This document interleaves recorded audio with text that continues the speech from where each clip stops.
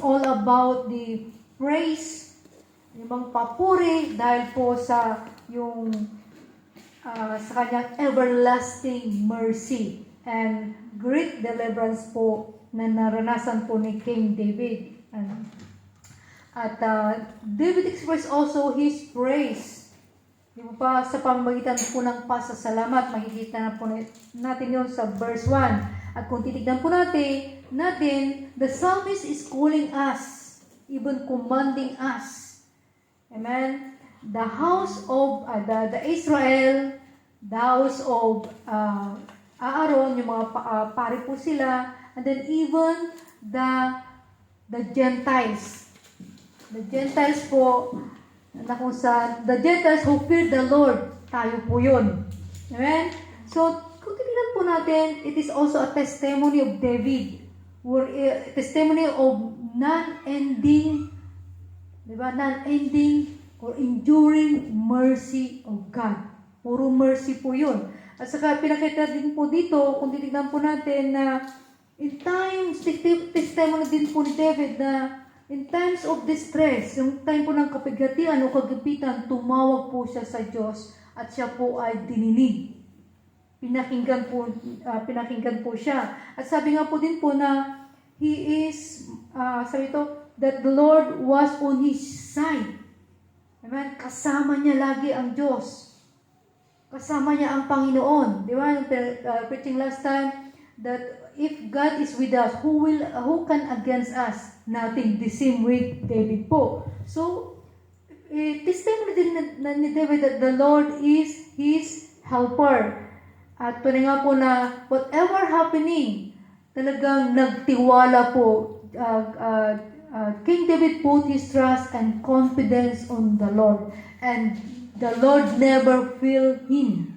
He never leave nor forsake him. At we are in the living proof ang mga Israelites. Nakon, they are surrounded by enemies. Bumagsak lahat ng economy pero ang Israel pa rin nananagana. Di ba? Gustong gunawin ng Israel pero here they are. Di ba? Superpower. Why? Kasi nga po, di ba? Mapagkakatiwalaan at maasahan po ang pangako, ang salita ng Diyos. Yun po ang naranasan ni David. Sabi nga ni David, I've been young and now I'm old. Pero never niyang nakita ang mga righteous. Ibig sabihin, tayo po mga believers na they are begging for bread. Ibig sabihin, hindi sila nanglilimos o humingi ng kanilang pangailan because dumarating and they are living proof. And it is our portion if and if. Amen. We are living also in righteousness. Amen? Sabi nga po, in Psalms 118 verse 10 and 14, kasama pa rin po ito, hindi ko lang po pinabasa kay Atela. Psalms 118 verse 10 and 14, sabi po ni David, all nations surrounded me. Kumbaga, all enemies surrounded me. But in the name of the Lord, sabi niya, I destroyed them. Diba? The name of the Lord is strong tower. The righteous run to it and they are safe. Amen? And the verse 14, sabi niya dito, the Lord is my strength and song, and He has become my salvation. Ang Panginoon po, ang kanyang lakas, ang kanyang kalakasan, ang kanyang awit, ibig sabihin, di ba? Yun ang bukang bibig, yun ang nangyayari sa kanyang buhay. At the end of the day, siya po ang kaligtasan ni David. At ngayon, kaligtasan ng Israel. Amen? So, this is a testimony of King David. At in-express po niya yun din sa pamagitan sa lahat ng kanyang testimony, nagpuri siya at nagpasalamat po sa Diyos, sa ating Jehovah, His salvation and deliverance. And I believe po, ito din po yung testimony natin. Amen? Because of the Lord's mercy. Sabi nga po sa Lamentation 3 verse 22-23. Lamentation 3 verse 22-23, dinadalian ko po kasi po mamaya po we have to show also, amen, our gratefulness unto the Lord through dancing, through singing, and through giving. Sabi po dito, through the Lord's mercies we are not consumed because His compassion fail not. Diba? dito, they are new every morning. Great is thy faithfulness. So, sa bawat umaga po, bago yung mercy, bago po yung compassion ng Diyos sa mga buhay natin. Amen?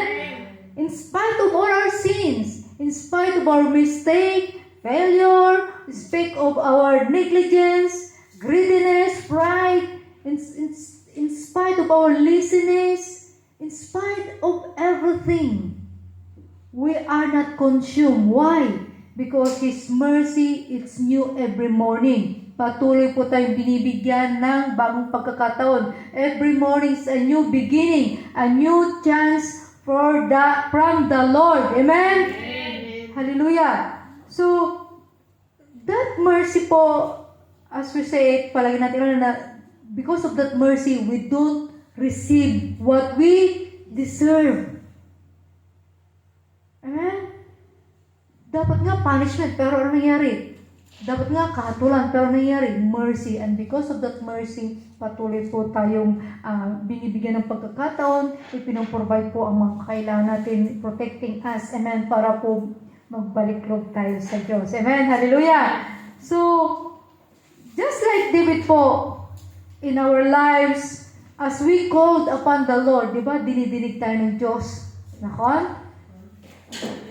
Dinidinig po tayo ng Diyos at ipinagkakalob yung kailangan natin, hindi yung gusto natin. Kaya nga sometimes po, hindi tayo nakakapagpasalamat kasi hindi nangyari yung gusto natin. Kundi God only give our needs, not our wants. Kaya po sometimes hindi natin nakikita yung picture na yon, hindi tayo nagpapasalamat bagkus nagmumurmur pa tayo.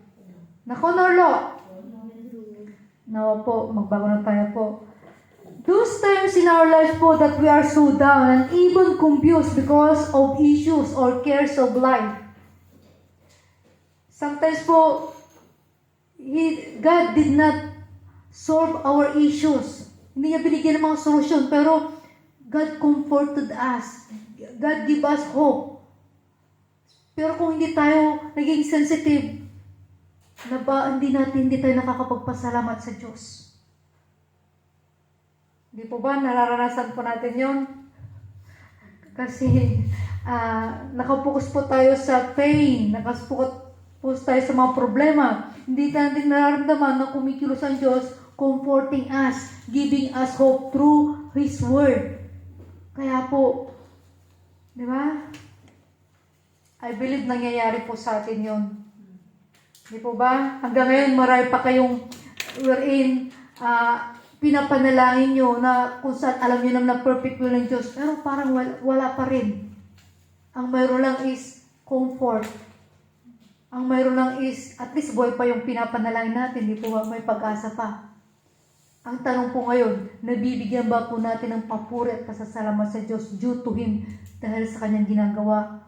Remember po, God is not denying you, but God is only delaying for greater glory. Kaya nga po, in all times, in everything, give thanks unto the Lord. Pray without ceasing. Why? Because God is at work. Kaya po, very sensitive po tayo na magpasalamat at magpuri sa Diyos because God is at work. Amen? Hallelujah. So, deserve nga po don't deserve naman eh. Pero why? Because of God's mercy. And knowing that we are dust, meaning we are weak, we are powerless, but we are not consumed by our enemies. So it's the Lord's. Amen? It's the Lord's that we are in His sight. Amen? And truly, makikita natin doon na God is fighting the battle for us. And sometimes God is fighting the battles through our lives, teaching our fingers to war. Kaya nga po, be sensitive tayo kung paano kumilos ang Diyos. Ang Diyos ba ang lalaban o gagamitin tayo para labanan ang labanan na kung saan na ipanalo na? Amen? Kaya nga po dapat po, whatever God allowed, or whatever ginagawa ng kaaway, praise Him, thank Him. Why? Kasi God declared already that we are more than conquerors. Amen. Amen. Knowing that we are a dust, everything we have and Sabi nga po sa James 1:17, every good gift and every perfect gift is from above, from the Father of light. Amen. Sabi nga po sa John 3:27, no one can receive anything unless God ay pinagkaloob sa taong ito. And Jesus said, apart from me, you can do nothing. So, tunay nga po, knowing that. So, ibig sabihin po, magpasalamat lagi at magpuri po tayo sa Diyos. Amen? Kasi nga po, akala natin normal ang lahat ng bagay eh. Lalo na palagi natin sinasabi ni Daddy Joe. Akala niyo po, normal ba na ang tao ay nakakahinga? Hindi. Mayroon nga habang naglalakad, may bit-bit na oxygen eh. Di ba? Hindi lahat nakakatayo. Hindi lahat nakakaupo, hindi lahat nakakatulog. Bilhin mo ang pinakamahal na bed, pero hindi mo mabibili ang tulog. Di po ba? Kahit mayaman ka, may kakayahan kang bumili ng pagkain, pero pag hindi ka nabigyan ng Diyos ng appetite, makakain ka ba? Pero, good appetite tayo. Sabi ko, good ang appetite na. Wala. Thank you, Lord. Amen. Alam niyo po, every seconds, maraming namamatay. Akala niyo ba normal na magising ka? Hindi po. It's the Lord.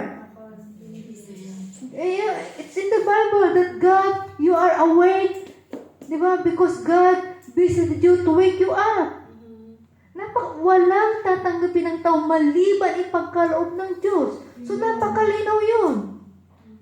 So, dapat po ang papuri at pasasalamat po ay palagi namumutawi sa ating mga labi. Amen? Why He gave and He continues giving us though we don't deserve it. Romans 9 verse 15 to 16. Romans 9:15 to 16.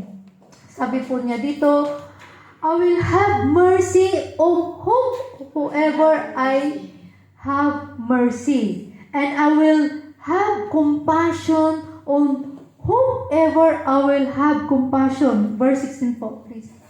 Basahin po natin. 1, 2, 3, go.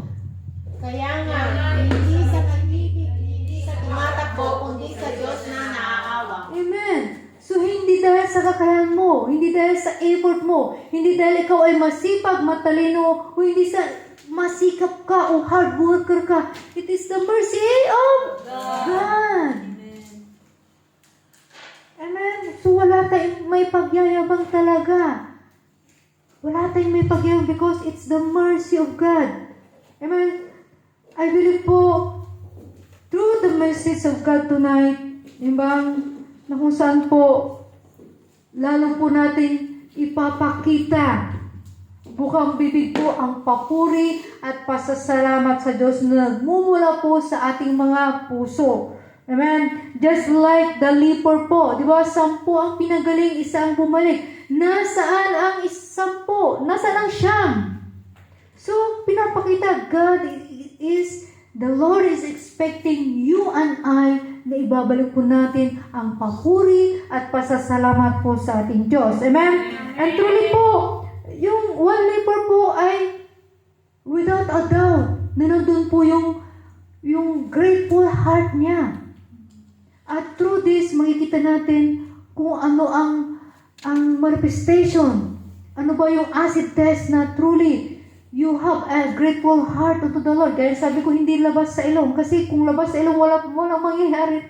Walang mangyayari. Pero pag ito po ay nagmumula sa kabituran natin ng puso, things will give birth. Amen? Sabi nga po in verse 13 po, sa Luke 17, verse 13 po, the 10 lepers, malayo po sila. They're afar off. And they cried, Jesus, have mercy.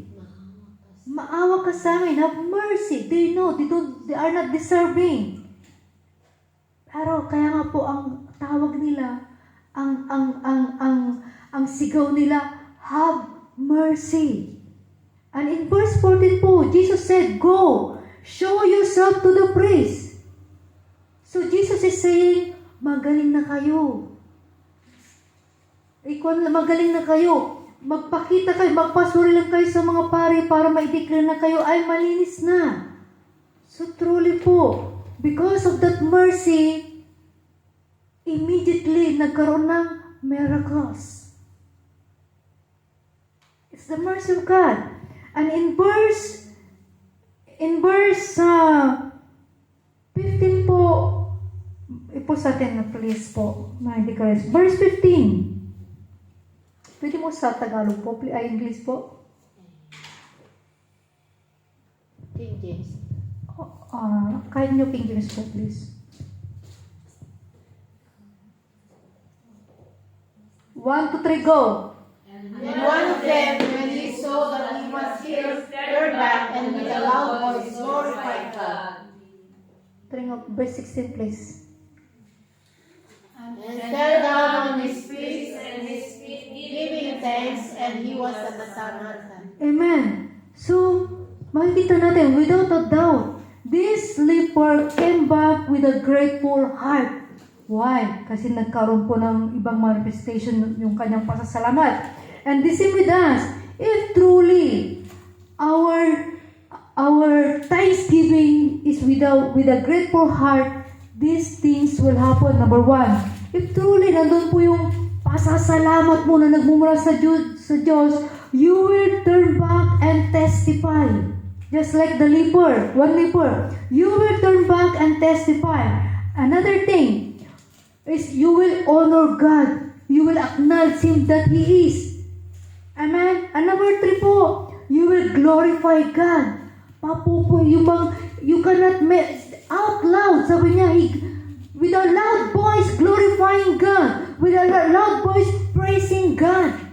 Kaya nga po, dapat kanina during praise and worship, malakas ka eh. Di ba? Nagpupuri sa Diyos. Another thing what will happen, you will, with a grateful heart, worship is born.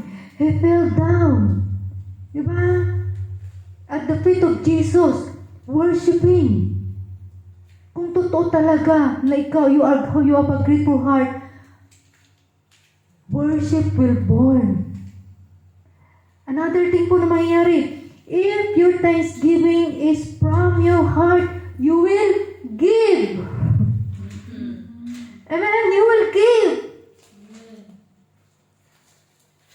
And if your thanksgiving is with a grateful heart, amen, it will give birth for another blessing. Remember, he received his physical blessing because of that gratefulness heart. He received the spiritual blessing. Yun po ang mangyayari o manifestation that truly your thanksgiving is with a grateful heart. Amen? So in conclusion po, kasi ipapakita din natin, ipapadama sa Diyos kung gaano po pasasalamat po na nagmumula sa ating mga puso. Amen? Remember po, it is the last month. Amen? Truly, it is all about the mercy of God. Jesus called the one leper foreigner. Tinawag niyang foreigner. Sarap ito, foreigner. First time, translation po, foreigner. Kumbaga, first time lang niyang naranasan ang kaawan, ang kahabagan at kabutihan ng Diyos. Pero, di ba, He gave thanks generously wherein Jesus was moved. Jesus was pleased. Genuine. And genuine. Amen? Ganun na lang po. How about us? Sa ilang taon mo nang naranasan, sa araw-araw, ang kawaan, ang kabutihan ng Diyos, dapat po malagpasan po natin itong klase ng pasasalamat ng leper na ito wherein Jesus was pleased. Jesus was moved. Amen? So, kailangan po din natin. Amen? We have to sing a song. Let us dance. Let us glorify, praise Him, worship Him, and give our substance upang maipakita natin how grateful we are sa lahat ng ginawa ng Diyos the moment we are conceived until now, and even we are here in Israel, and you know that I also, it is God's mercy keeping us here in Israel, blessing us here in Israel to be a blessing. Amen. Now po, by the mercy of God, God will give us grace